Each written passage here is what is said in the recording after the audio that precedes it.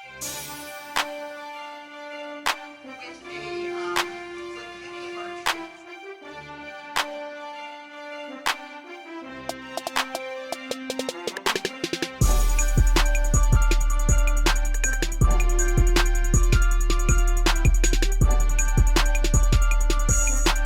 I'm going to do is I'm going to start with ribbon. We have some fabulous ribbon here at our store, and as I get hooked.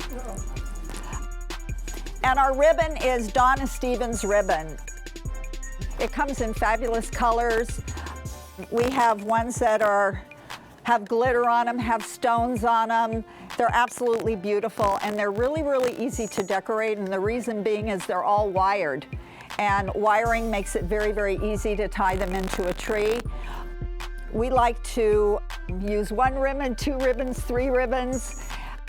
And depending on where you put your tree in your home, if you're going to do it, decorate it all around, every one of these are pretty much either 10 yards or 5 yards.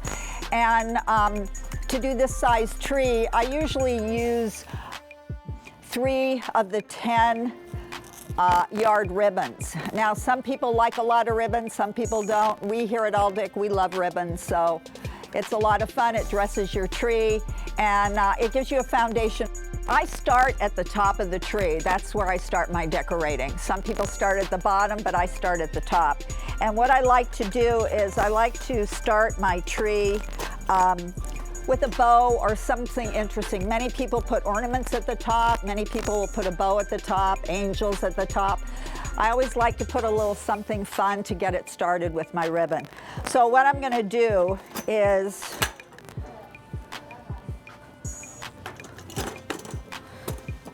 since I'm right-handed, I'm gonna go like this, hopefully, don't mind my back.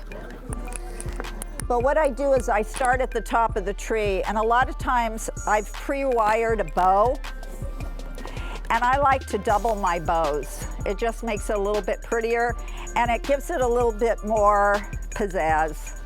And it also looks very pretty at the top. So what I'm gonna do is I'm gonna take this bow that I started, and this is how I start my ribbon, is I wire it, and I take my ribbon, and I put it at the very top of the tree. Now, some people will put their ribbon, they'll maybe make 3 ribbons into a tree, and they may have 3 bows up at the top. But I like to start it with some kind of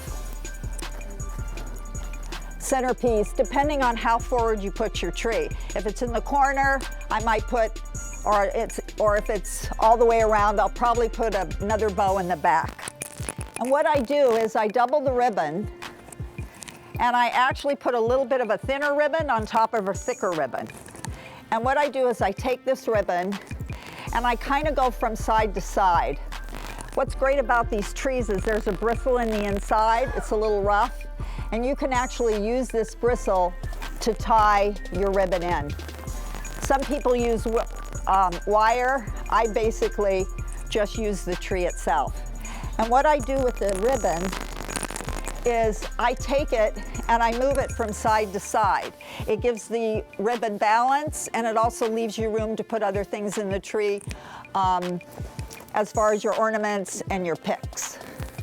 So I will take this and I will again use it. And what I do is I crimp the tree.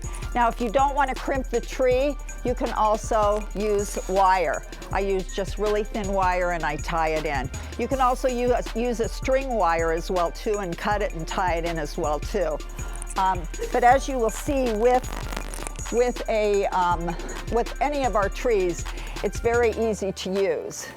And I will go from side to side. Now, all our ribbon is 10 yards, so we don't cut our ribbon here. So a lot of times we will put our ribbon down and then we'll run it back up. And just so you can see, there's many different things you can do with the tree.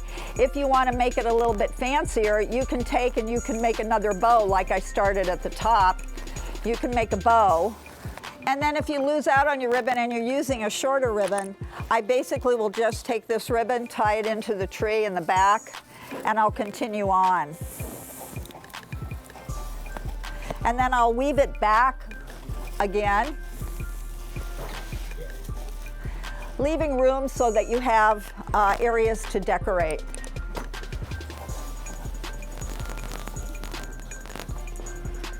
Who doubles their ribbon here? Everybody? A few people do. There's another method you can do too. You can do a ribbon, and then you can start at the top and come down and start another ribbon and come down as well. There's just many different ways of using your ribbon to enhance the look of a tree.